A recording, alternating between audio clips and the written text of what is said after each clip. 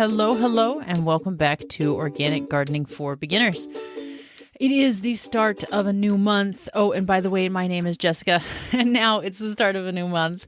And I literally had to force myself to come in to record this episode because it is so beautiful outside. I love doing the show, don't get me wrong, but I am elbow deep in getting all my seeds started, getting everything from my family's garden and my flower garden and the market where I sell. And it was difficult to come in here and get started. We are enjoying some really nice spring days right now. It's 60 something degrees outside. It's super sunny, clear sky. The birds are singing. There's bumblebees on the dandelions. Like, it's pretty friggin' idyllic out there, and it's just so nice. Lately, I have been getting up. I get up early. I'm a morning person, and I've been getting up and going outside at about 5:30 in the morning to the garage where I start all of my seeds, and I listen to my podcasts, not my show. I'm not that egocentric. I listen to my queue of podcasts, and I start seeds and I transplant, and I just have my morning zen with all of my garden space before the chaos of the day kicks on. What an odd start to this show, but we're going to roll with it anyways because this is me and I'm an odd person. Alrighty, so this is the show that helps you learn how to grow your own, whether that is a flower garden, a mixed veggie flower herb garden, just herbs, your landscaping, doesn't matter what it is. My goal is to get you out there growing, loving it, feeding yourself, feeding the pollinators, getting your kids involved, whoever wants to get involved, and just having a good time out there. So at the start of every month, I do a What to Do in Your Garden This Month episode, and here we are on April Fool's Day, April 1st. I'm recording this. This will release tomorrow on the 2nd. We are going to talk about some things that you can plant right now, some little chores that I would recommend doing to make the rest of your season a lot easier, a few things that I am focusing on my never-ending list of experiments that I'm working on, some of which I have abandoned, and some things that hopefully are on your radar, probably already have gotten started, but if not, here is your reminder to do so. So starting off with seed sowing, because it's one of my favorite parts of gardening. And this is just like last month, this is a really awesome time to get your seeds started. If you've already got a slew of things started and you were kind of waiting on some of those warm season crops, this is a great time to do so. Now, of course, this will totally depend on your last frost date for the spring. For reference, if you're new to the show, my apologies for that wacky little intro there. Normally, I'm a bit more streamlined. It's the sun. The sun has gotten to me and the spring optimism, apparently. I am in Oregon, Western Oregon, zone 8AB. I'm right on the divide between the two zones. And my last frost is supposed to be sometime around the second week of May. And I say supposed to be because we just moved to this area last summer in June. And so I haven't actually experienced a full spring here yet. So I am eagerly awaiting to see when that actual date is. Our first fall frost landed on October 28th last year. So I have a pretty good idea of our fall, but the spring, I'm still waiting to have that be really nailed in with experience. So if you're in a noticeably colder zone than me or noticeably warmer zone than me, then obviously you're going to need to adjust your dates a little bit. Not even dates so much as just the trend. What's your weather doing? What are you expecting it to continue doing? And if you know that it's going to be cold for quite a while longer in your area, then, take notes, put these tips into play in another few weeks, maybe even a month, depending on how cold your zone is. So as far as continuing your cold season sowing, these are the crops that can handle the cold that's still in the pipeline. For example, we are, as I mentioned, having these beautiful 60 plus degree days, but we still have really cold nights on the forecast. Some are just at 40 degrees. However, we still have a 36 degree night, a 37 degree night coming up here, which is pretty chilly. So even though the beautiful days can fool you into thinking spring has sprung and you can get away with planting everything, that's not quite the case yet because some of those warm season crops will still really suffer at night, if not outright die. So we do have to hold off on those. But for cold season, You can be planting all of your brassicas right now, which, as I've talked about a million times, kales, cabbage, broccoli, cauliflower, collards, all of those cole crop or cabbage family crops, those can all very easily handle the night temperatures we've got going on, excuse me. You can definitely continue planting your salad greens type of things like arugula and lettuce and mizuna and mosh, or try to think of other ones. Chard. I always forget to mention Swiss chard. You can definitely plant chard right now. This is a great time to do that. And that one, Swiss chard, if you don't normally grow it, is a very heat tolerant green where your spinach is going to bolt once your summer temperatures hit.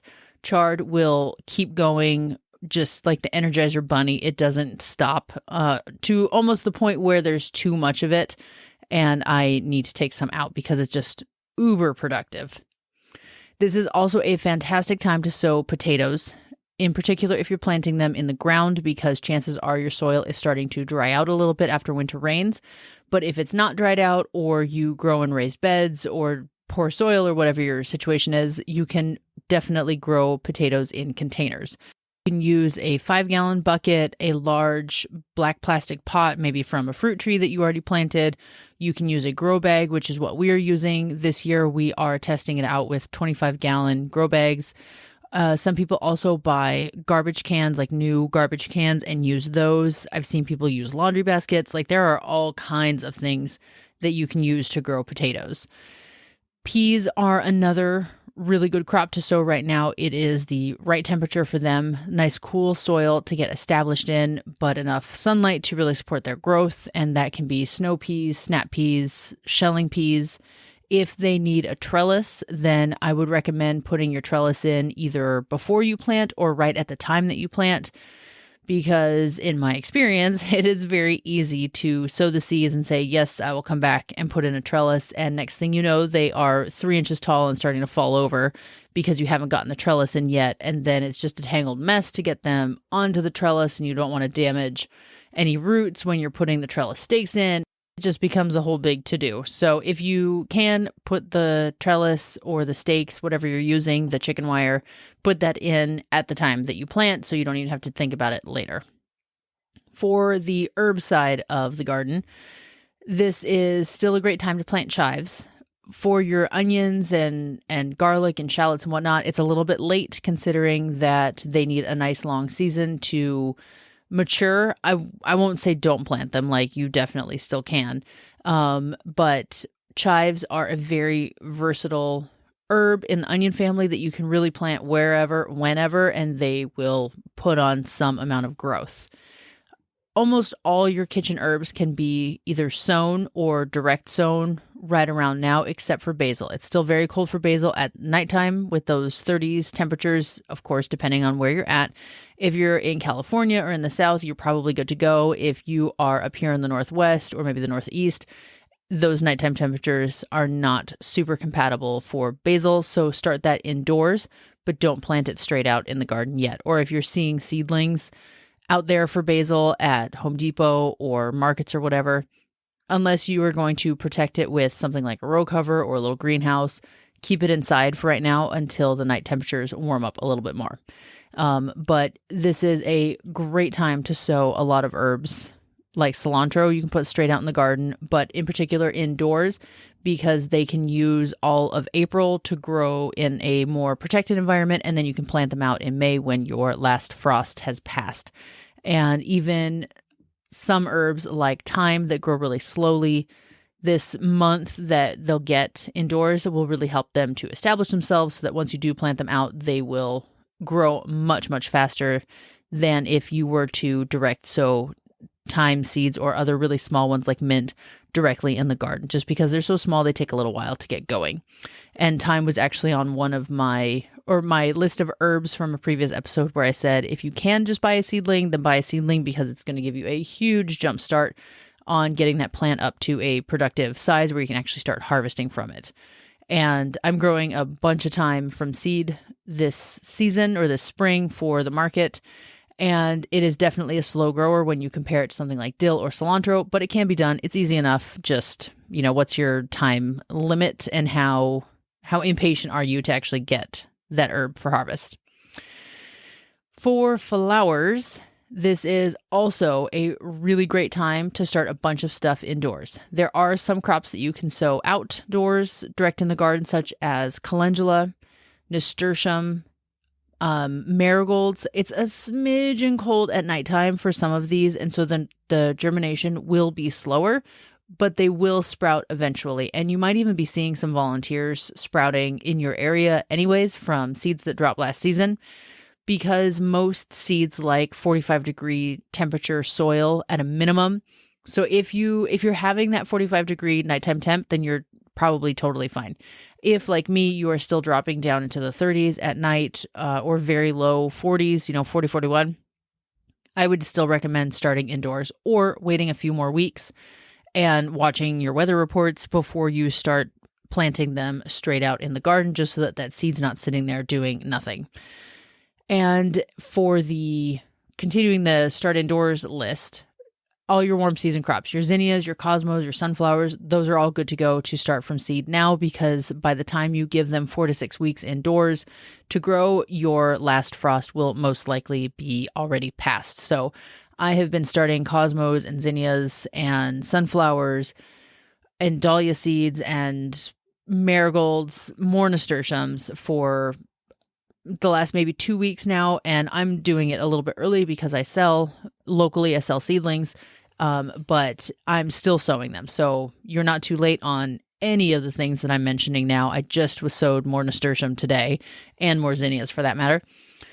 So this is a great time to do so. And if you don't have time to do it this week, totally fine. Do it next week, the week after, and you will still be good to go.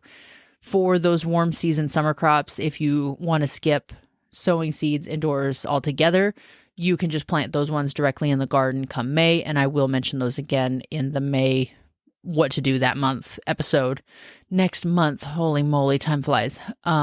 So don't feel beholden to start anything indoors if you don't want to. I know that that's a big roadblock for a lot of people because it's just a different sort of process. Alrighty, and then on the experimentation side, so this is a little bit of a side note. I have chickens, if you haven't heard that before in a past episode, but we put straw in their coop for their bedding.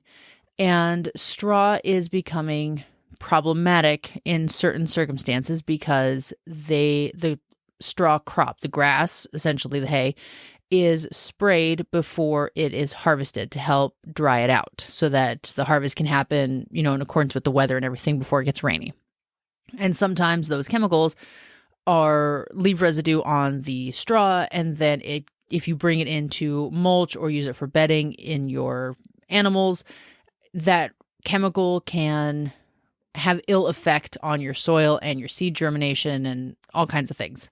Long story short, I tested my straw that we're using for our chickens by soaking a handful of fresh straw in a jar of water. I let that steep for like a week, and then I sowed a test batch of beans. And I used beans because they grow quickly and they are really susceptible to pesticides, to where if there were residue left over, I would know because the leaves are malformed and not growing the way they should. So I made 2 little pots, and my control pot, I just used my normal soil and I planted it. No big deal. Nothing different there. My tester pot, I put some straw in the very bottom. I put the soil in the pot on top of that straw, and then I watered with that steeped straw water. So like my straw tea kind of, to see would it stop germination from happening? Would my bean plant have any noticeable damage to the leaves that tell me there's pesticide residue on the straw? Long story short, my beans are totally fine, which tells me the straw is great to use in the garden. And I didn't expect this bean to actually amount to anything because I started it back in, I want to say February, which normally is way too early for beans. It's too cold, days are too short, all that stuff. But it is thriving, like, I don't know, a foot tall by now, because I'm not going to kill it. I'm just letting it grow. So I am going to be starting my beans indoors now, which is earlier than I normally would. I'm sorry, that was a very detailed story to get to this point. Experiment with a few summer crops to see how early you can get away with planting them.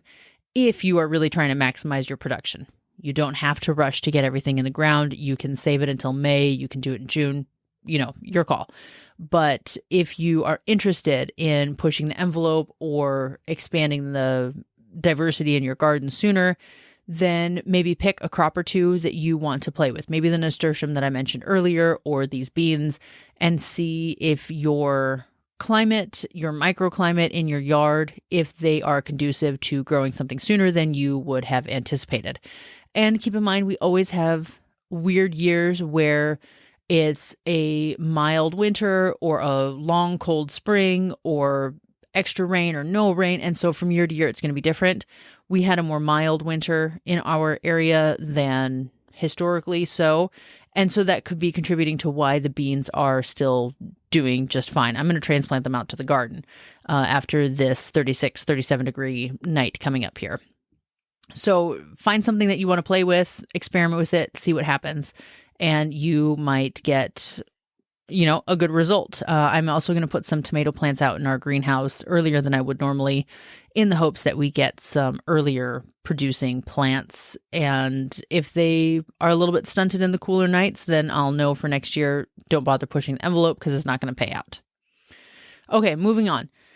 This is also a great time to plant bare root strawberries, or if you're finding strawberry plants out at the markets, then get those out into the ground. I just planted 60 bare root strawberries and they are already starting to leaf out. They're doing really well. This cooler weather gives them a chance to establish their roots, which you'll notice this is a trend for a lot of plants, that they want the colder season to establish themselves, get their root system going, and then that will kind of boost them into growth come the warmer weather. So keep your eye out for strawberries because those won't be available for forever. They're definitely a spring crop. Commercial farmers often plant in the fall, but for us residential gardeners, usually springtime is it. And for another bare root to keep an eye out for, your fruit trees. If you're going to plant them, I know that fruit trees are going to come out of dormancy really soon if they haven't already. So this is a great time to plant. And you've heard me say before, I am no fruit tree expert. We just planted out our first little mini orchard this year, with like a backyard orchard type of thing. And so I am simply repeating what I am doing, not giving specific fruit advice because that is way above my pay grade. I'm not a fruit expert. Hopefully I will be soon, but not yet. Okay. And then for 3 more chores / to-dos, mulch as much as you can. If you have any bare soil, if you are starting to clean up your garden from what you left behind in the fall, or your overwintered stuff is starting to come out, like your kale is starting to go to seed, and you want to take that out, what I would recommend doing is just cutting it off at the soil, these stems, whether it's last year's or an overwintered crop. And then you can top off with either a little bit of compost or you can throw some mulch on there, just so that you're not going from covered soil to uncovered soil, because this is prime time for weeds to be stretching out their little feelers to try to take over new territory. So if you leave bare soil, give it a couple weeks and it's going to be covered in weeds. So get your mulch going on that. Wood chips are awesome. You can call your local arborists to get on their drop lists for wood chips when they have jobs in your area. And sometimes it takes a few weeks before they are either in your area or they get to you on the list because other people are ahead of you. And so if you don't need them yet, it's still a good time to call and get on the list so that you are the person that they call when they're available. And then you have a wood mulch or wood chip mulch supply for the rest of the summer. Then lastly, I just had to look at my notes. Total, not gardening specific note, but leave your dandelions for the bees. If your husband's anything like mine, or your wife or your significant other, they want to go out and mow the lawn because it's beautiful and the weather is nice. And I told my husband, don't you dare run over those dandelions because they are one of the first spring foods for bees and we don't need to chop them down. And so if you were out there mowing your lawn or weeding or, just being out in the garden, leave your dandelions if you don't have, something like an HOA that's telling you have to get rid of them, because your local pollinator population is going to greatly appreciate it because it's a nice spring source of food for them. And they're just so cheerful. I remember being a kid and always picking all the dandelions and doing the pop their head off thing and, shining the yellow reflection under your chin. So they're just fun to play with, and the bees appreciate them. Okay, that is it for your to-do list. There are, of course, leftover tasks and preemptive tasks that you can do as far as making your garden plan or starting recording things already in your journal as far as dates that you started things from seed and when you are planting them out so that you have a better idea next year of how long you need to let them grow in indoors before you plant them out. You can swing by your farmer's market if they have started already, start looking for seedlings. Those ones are going to be much better adapted for your area if they have been grown locally as opposed to buying from a big box store where they grow them in one central location and then ship them out all across the United States. Don't forget to harden everything off. If you're out there buying seedlings, harden them off when you get them home, unless you know that your grower has already done that for you. I did a whole episode about how to transplant your seedlings without killing them. That was 2 episodes ago, episode 49. Where you need to acclimate your seedlings from the environment they were grown in into your environment as far as the temperatures and wind and water of your area. So a slow introduction into your garden is going to be way better than taking your plants home from Home Depot, popping them in the ground and walking away, because that's just going to be a shock and set them back in their growth. So make sure you harden them off and transplant them in the cool morning as opposed to in the middle of the spring sun. My voice is going a little squeaky. It's apparently tired today. It's probably because we just had market the other day and I talked for hours. It was a very busy market and I was chit-chatting with everybody who came by my booth, and my voice is still a little bit off from that. So pardon me if you pick up on the squeak. Okay, now for reals, that's it. If you are loving the show, I would love it if you leave a review. I've been getting some awesome reviews lately, and people just saying thank you for the show, that it's inspiring them to get started. I love reading those, and it's a great way to get questions to me if you don't want to email me, so that I can answer them publicly on the show, like my seed starting Q&A episode that I did a few ago. And it also obviously helps the show grow because more people will give the show a chance, and hopefully that'll help them get into the garden too. So always appreciate the reviews, the ratings. Feel free to send me any questions, all that good stuff. And get out there to the garden. I'm going back outside. It's still nice for hours today, and I'm going to take advantage of every minute of it. So I will talk to you next week. Bye.